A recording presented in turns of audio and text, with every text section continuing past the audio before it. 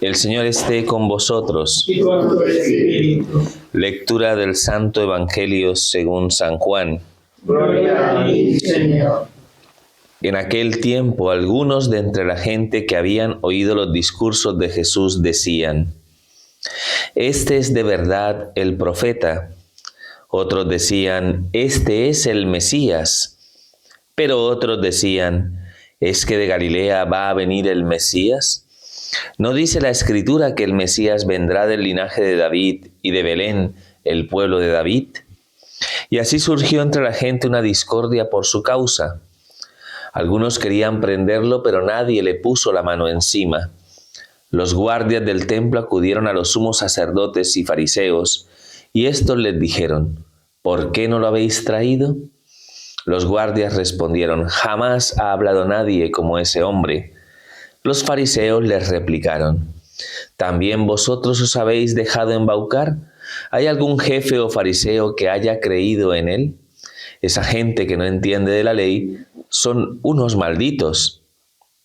Nicodemo, el que había ido en otro tiempo a visitarlo y que era fariseo, le dijo: «¿Acaso nuestra ley permite juzgar a nadie sin escucharlo primero y averiguar lo que ha hecho?». Ellos le replicaron: «¿También tú eres Galileo? Estudia y verás que de Galilea no salen profetas». Y se volvieron cada uno a su casa. Palabra del Señor. Gloria a ti, Señor Jesús. Bueno, vamos a hacer una reflexión sobre la palabra que hemos escuchado en el día de hoy. Ya sabéis que esta semana decíamos cómo la palabra de Dios iba poco a poco ayudándonos a ir preparando el corazón para la celebración de la Semana Santa a través de esta temática, ¿no?, que nos ofrece la palabra en estos días, que es la tensión que se va produciendo alrededor de nuestro Señor Jesucristo en relación, ¿no?, a lo que acontecía en Jerusalén con los sumos sacerdotes y ancianos, y cómo de alguna manera, ¿no?, pues esa tensión, esa confrontación va a ir poco a poco, ¿no?, generando esa idea, ¿no?, en el corazón de los judíos de quitarse del medio al Señor, ¿no?, como en antaño lo harían, ¿no?, con los antiguos profetas, cuya predicación era incómoda y que llevó a que a través de la dureza del corazón esos profetas fueran perseguidos y ajusticiados. Pues de la misma manera, pues en la persona de Cristo se va dando esta situación, y la palabra de Dios nos va preparando, nos va ayudando a considerar que de algún modo, pues lo que la predicación del Señor, lo que Él manifiesta allí en medio, pues en medio de la vida religiosa del pueblo de Jerusalén, pues va a ir de algún modo provocando lo que en definitiva pues va a llevar a que en algún momento pues el Señor sea juzgado, condenado y llevado a la muerte de cruz ignominiosa, ¿no? ¿De acuerdo? Que ya nos hemos dado cuenta en el día de ayer, y siguiendo el capítulo 7 del Evangelio de San Juan, que el Señor, sabiendo y conociendo que esta tensión está presente en Jerusalén, no teme acercarse a la celebración de la fiesta de las tiendas, de la fiesta del Sukkot, y allí de algún modo pues se produce todo este ambiente raruno, ¿no?, que en algún momento pues percibimos hoy en la palabra de Dios, de tensión, de confrontación, de personas que en algún momento pretenden defenderlo y como de alguna manera incluso arremeten también contra ellos, ¿no? ¿De acuerdo? Contra los que en algún determinado momento pues eran capaces de considerar y de contemplar el alcance, ¿no?, de las palabras y de los signos, ¿no?, que salían, ¿no?, pues del Señor, ¿no? ¿De acuerdo? Pues muy bien, pues esta situación, pues hoy la palabra nos la presenta a través, en primer lugar, de la reflexión misma que hace el profeta Jeremías, que evidentemente, ¿no?, cuando el profeta Jeremías escribe estos textos hace referencia a él, pero que nosotros de alguna manera también los consideramos dentro del valor, ¿no?, de los escritos proféticos como un anuncio también de lo que va a acontecer en la persona de Cristo. ¿Qué le pasa a Jeremías? Pues Jeremías en algún momento escucha el cuchicheo de la gente, ¿no? Escucha, ¿no?, el ambiente raruno que hay a su alrededor. ¿Y él qué es lo que experimenta? ¿Qué es lo que el Señor le hace ver? Señor, soy como cordero llevado al matadero, ¿no? Estos están planteando mi ruina, ¿no? Están diciéndose, vamos a talar el árbol en su lozanía, vamos a arrancar, ¿no?, vamos a arrancar este árbol de la tierra para que de alguna manera, pues evidentemente, pues no viva, ¿no? O sea, en realidad toda la molestia se produce como consecuencia de la misión que de algún modo realiza Jeremías en nombre de Dios, que es denunciarle al pueblo su pecado, ¿no? Intentar exhortar a que el pueblo en algún momento abra su corazón y haga lo que es conforme a Dios. Pero eso produce este efecto. Produce el efecto de la resistencia, ¿no? De la dureza del corazón. Aquí todos decimos, madre mía, habráse visto los judíos qué tercos y qué duros de corazón son. Pero también nosotros muchas veces experimentamos esa incomodidad. Cuando en algún determinado momento nos dicen algo conforme a Dios, que corrige muchas de nuestras actitudes, que de algún modo no son consecuentes con lo que Dios quiere, nuestra reacción es defensiva. ¿Me explico? O sea, también de algún modo dentro de la consideración del mundo moderno, la predicación de la iglesia, la sola presencia de la iglesia o de cualquier persona que quiera ser fiel a las convicciones religiosas, arraigado evidentemente, ¿no?, en la consideración del depósito de nuestra fe, pues en algún momento su sola presencia es denuncia y como tal produce una confrontación. Produce de algún modo una persecución porque de alguna manera esa verdad no deja indiferente el corazón del hombre. ¿Me explico? Es algo que es un efecto que de alguna manera no podemos evitar, ¿no? Que quien en algún determinado momento se cierra y se endurece, al final se rebota, ¿no? No sé, me parecería mucho más, digo yo, ¿no?, que me parece un poquito más... no sé cómo decirlo, ¿no? Me parece que me preocuparía más el hecho de que se generara una indiferencia en sí. Bueno, ahí están los de la iglesia, ¿no? Bueno, que sigan viviendo ahí, que les quiera hacer caso, que les haga caso. Pero la cuestión es la persecución, la tirria, ¿no? El querer de algún modo que esa realidad no esté, ¿no? El que en algún momento aparezca, ¿no?, esa actitud, ese comportamiento de quitar los signos religiosos, de desprestigiar, de en cualquier ámbito de la vida social, ¿no?, convertir lo religioso en una burla, ¿no?, en un... ¿Me explico? Esto que uno dice, ¿por qué tanta... Sí, ¿por qué se produce de algún modo este efecto, ¿no?, de confrontación tan grande, ¿no? ¿Me explico? Es porque hay un antagonismo, ¿no?, evidentemente entre el espíritu del mundo y el espíritu de Dios. No creo que el mundo llegue a ser algún día indiferente, ¿no? Entonces es lo que percibe el profeta Jeremías y al final, pues, ante esa situación, fijaos que el discurso de Jeremías no es reivindicativo, ¿no? ¿Me explico? Pues, Señor, arrasa con toda esa parranda, ¿no?, de desgraciados que no le abren el corazón, que no te abren el corazón a ti. ¿Qué es lo que dice Jeremías? Señor, yo me pongo en tus manos, en ti he encomendado mi causa, ¿no? ¿Me explico? Yo me abandono en ti, me fío de ti, tú eres el que me ha llamado a cumplir esta misión. Ya sabéis que Jeremías, cuando el Señor le llama a ser profeta, Jeremías no quiere. Lo sabéis porque el libro de Jeremías nos presenta esta resistencia inicial. Pero ¿por qué Jeremías no quería aceptar ser profeta? Pues por esto. Pues si es que los profetas les va fatal. No sé si me entendéis, ¿no? O sea, hay una como que una historia, ¿no?, dentro de la experiencia religiosa del pueblo de Israel, donde de algún modo aquellos que hablaban en nombre de Dios y que uno podría de alguna manera hoy decir, hombre, serían las personas más honrosas, las personas más significativas, ¿no? Pues son las personas que en algún momento, pretendiendo, ¿no?, hacer resonar la voz de Dios, mostraban la incondicionalidad del amor de Dios, ¿no? ¿No me explico?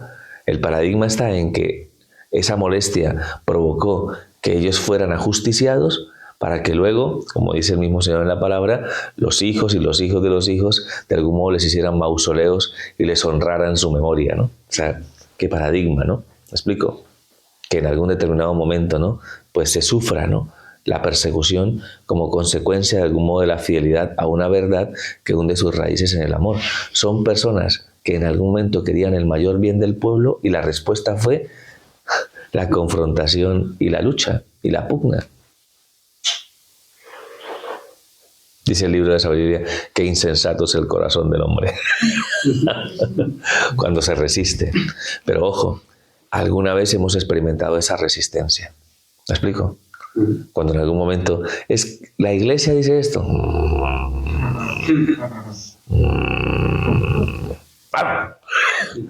Nos sale, ¿no? Nos sale el ¿por qué la iglesia tiene que decir? ¿Por qué los curas? Esta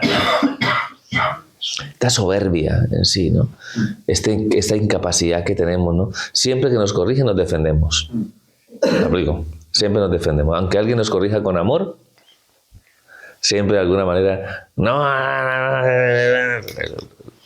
la muestra, ¿no? De cuánta resistencia tenemos en nuestro interior. Hay que pedirle al Señor esa gracia, ¿no?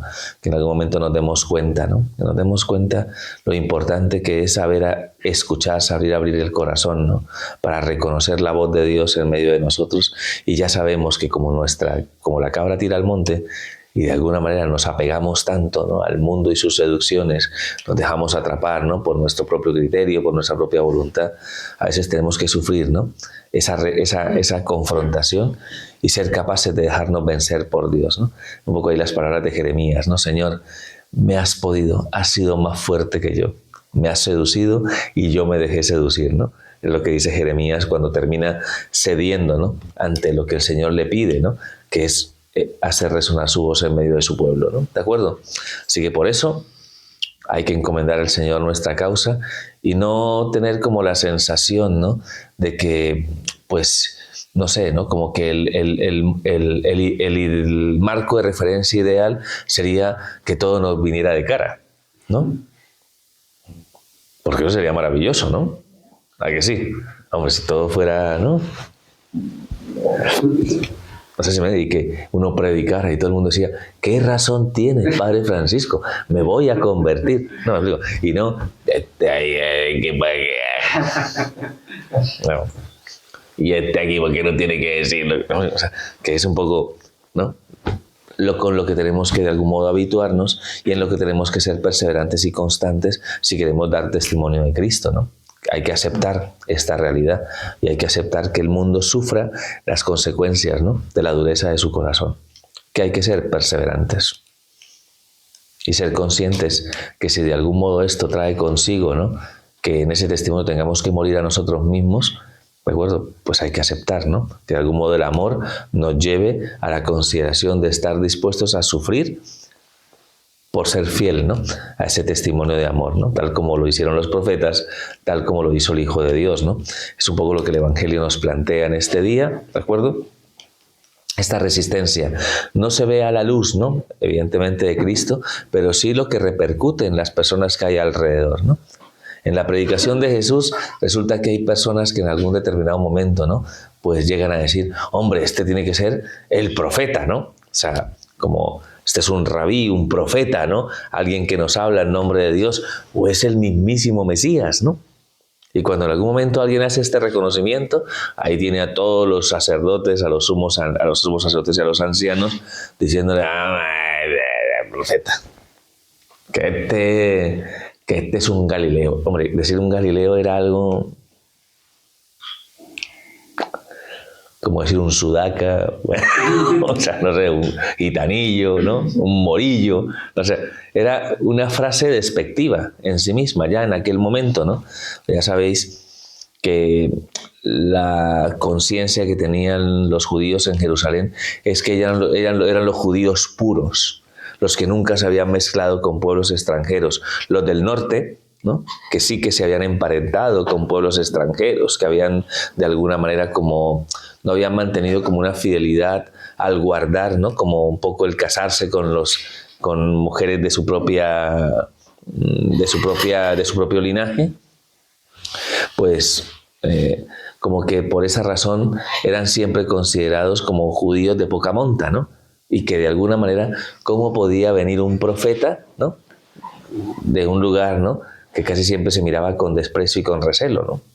Entonces, por eso, aunque esas personas abrían el corazón y acogían y aceptaban las palabras de Jesús, venían los dirigentes del pueblo y los ninguneaban. No sé si me entendéis, ¿no? Y de algún modo venían los argumentos, ¿no? De parte de ellos. Pero ¿cómo puede ser este el Mesías?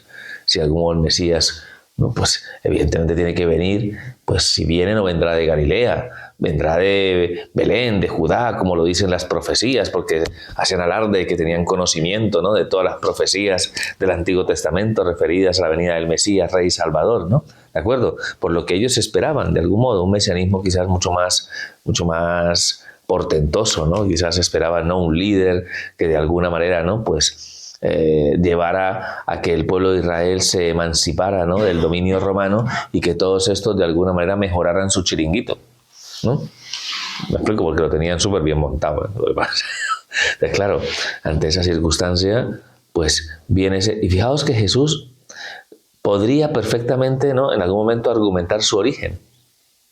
¿Me explico? No, es que vosotros no sabéis que yo, pues, que cuando fue el censo, mi madre y José vinieron aquí a Belén y yo nací en Belén para que se cumpliera. No, el Señor no se pone de alguna manera a argumentar contra ellos, porque Él espera fundamentalmente que entiendan que el testimonio que le da valor, ¿no?, a su condición de Mesías sea su predicación, sea su palabra y sus obras. ¿Me explico? Pero ellos son incapaces de reconocerlo y por eso se cierran y simplemente lo que hacen es argumentar. ¿Hoy en día pasa eso? Tenemos la verdad delante de nuestros ojos y preferimos argumentar para defender la resistencia que hay en nuestro corazón, para autoengañarnos. Eso sucede actualmente muchísimo, muchísimo.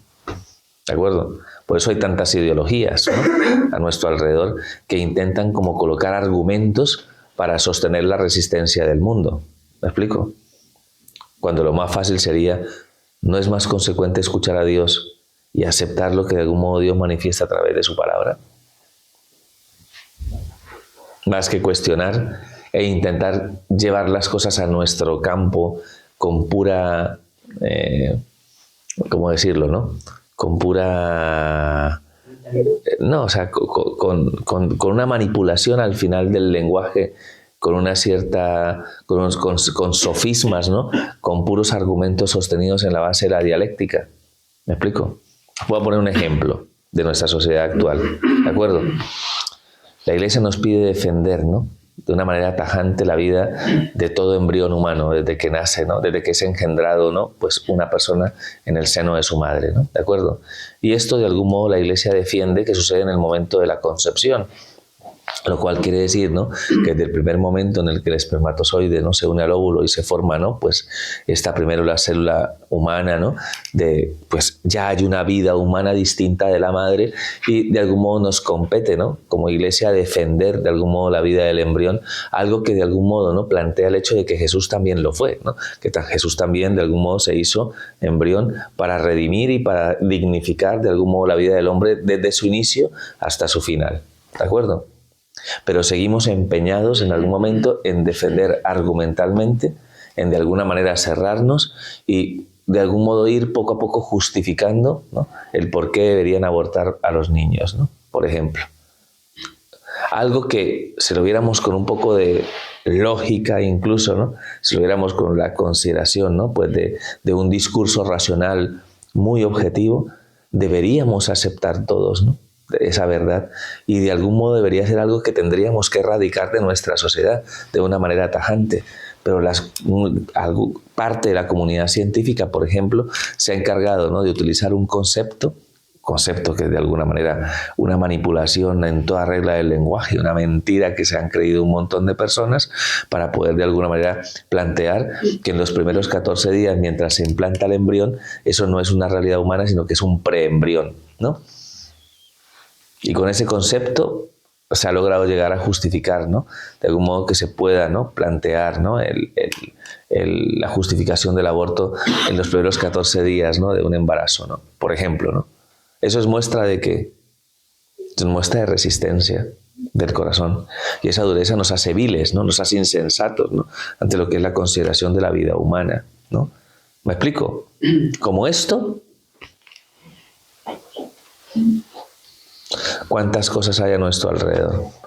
Que cuando la Iglesia pronuncia su enseñanza, a la Iglesia se le llama retrógrada, dogmatista, anclada en el pasado. ¿Me explico? Que debería de algún modo modernizarse. que debería adaptarse, ¿no?, a las circunstancias. Todo porque no somos capaces en algún momento de abrir el corazón a lo que el Señor quiere transmitirnos y comunicarnos para liberar nuestro corazón precisamente de la esclavitud de nuestro propio criterio y nuestra propia voluntad. ¿Me explico? Pero es un ejemplo de un montón donde se muestra esa resistencia, ¿no? ¿De acuerdo? Aquí aparece la figura de Nicodemo, ¿no? Fijaos, ¿no? Uno de ellos, uno del mismo linaje de los sacerdotes, que en algún momento dice algo sensato. Oye, ¿no es mucho más consecuente, ¿no?, antes de juzgar y condenar, ¿no?, de alguna manera, el por qué se rechaza al Hijo de Dios, porque se supone que es un Galileo, un nazareno, un judío de poca monta, es imposible? ¿Acaso de algún modo nos hemos puesto en la tarea de escucharle, ¿no? ¿Me explico? Y de valorar si lo que está diciendo es verdad. ¿Me explico? ¿Acaso la ley misma no nos dice que no podemos juzgar a nadie sin escucharle? Respuesta.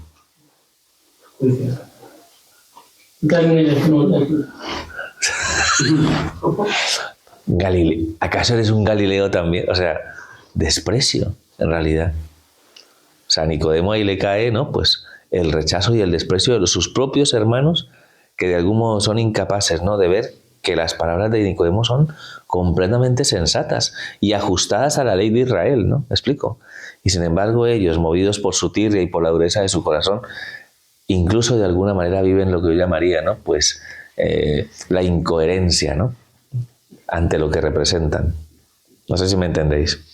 Es algo todavía aún peor, ¿no?, que si ellos eran precisamente los garantes, ¿no?, del cumplimiento de la voluntad de Dios a través, ¿no?, de la fidelidad a sus mandatos, movidos por esa tirria, por esa rabia, por el hecho de la incomodidad que produce en el corazón, al final renuncian incluso a su propia misión, ¿no? ¿Me explico? Renuncian realmente a lo que están llamados a hacer, solo porque en el fondo, pues, no quieren aceptar la palabra de la verdad. Así que hay que tener mucho cuidado, porque la no aceptación de esa palabra produce una ceguera abismal, claro, y un hundimiento, ¿no?, evidentemente, de nuestra condición personal. Así que todo esto, ¿no?, de algún modo como que sobrecoge el corazón y dice, madre mía, ¿es posible que lleguemos a esa insensatez? Sí, es posible y creo que en muchos momentos nos ha pasado a nosotros, ¿eh? Sí, pues yo lo digo por mí mismo, segurísimo, ¿no?, que de alguna manera no he caído en esa insensatez en muchos momentos de mi vida, ¿no? Pero entonces hay que pedirle al Señor esa gracia, ¿no?, que nos ayude, pues, a no escandalizarnos, ¿no? No escandalizarnos de cómo la voluntad de Dios se manifiesta a través de la fidelidad, ¿no?, al cumplimiento de su voluntad.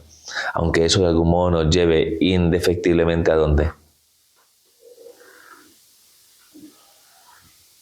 A la persecución, al rechazo, a la muerte en sí, ¿no? Entonces hay que pedirle al Señor fortaleza para que de alguna manera no sucumbamos ante la tentación de lo cómodo, ¿no? Que de alguna manera, pues si esto es así, bajo perfil, ¿no?, y me ahorro muchos problemas, ¿no? Entonces no sé si me entendéis, ¿no? Entonces de alguna manera yo me salvaguardo y de alguna manera, pues así, de esa manera, ¿no?, pues puedo intentar contentar al mundo para que el mundo no me rechace. ¿Cuál sería la consecuencia?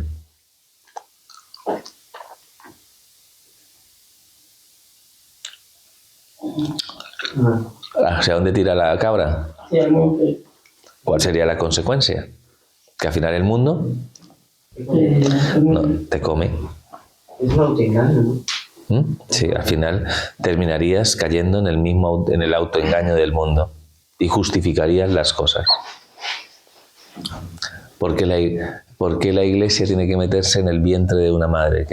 ¿Por qué tiene que decidir, ¿no?, lo que la mujer tiene que hacer, por ejemplo, ¿no? Y todavía tú escuchas dentro de la Iglesia, a personas que dirían, oye, es verdad, porque la Iglesia tiene que meterse en ese tema. Total, es el cuerpo de la mujer. Y te lo justifican personas que van a misa todos los domingos. Ya no digo el mundo, ¿no? Sino personas que van a misa todos los domingos y que son capaces de decir...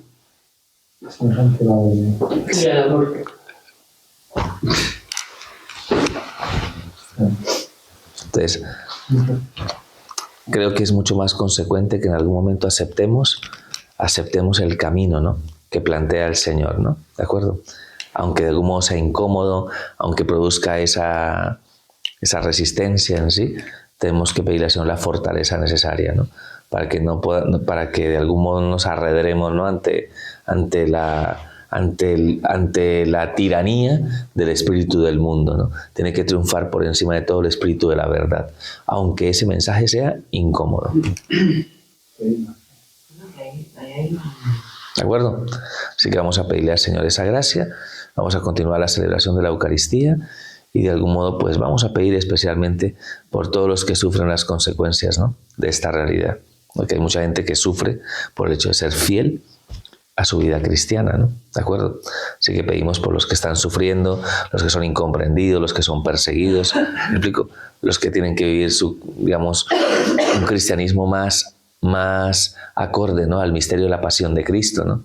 Y que de algún modo nosotros sepamos acompañar al Señor para de algún modo consolar su corazón. Yo pienso que en medio, ¿no?, del sufrimiento que el Señor renueva siempre, ¿no?, como consecuencia del pecado de la humanidad de todos los tiempos, pues yo creo que es bonito experimentar el consuelo de aquellos que dicen es el profeta, es el Mesías, es el Hijo de Dios, ¿no? Os digo, con esa disposición pues hay que acercarnos a la Semana Santa, ¿no?, para vivir con Él, para morir con Él, para con Él ser glorificados, ¿no? ¿De acuerdo? Pues muy bien, pues mucho ánimo. Padre, no nos da mucho, pero hay que renovar nuestro ánimo. Gloria al Padre, al Hijo y al Espíritu Santo.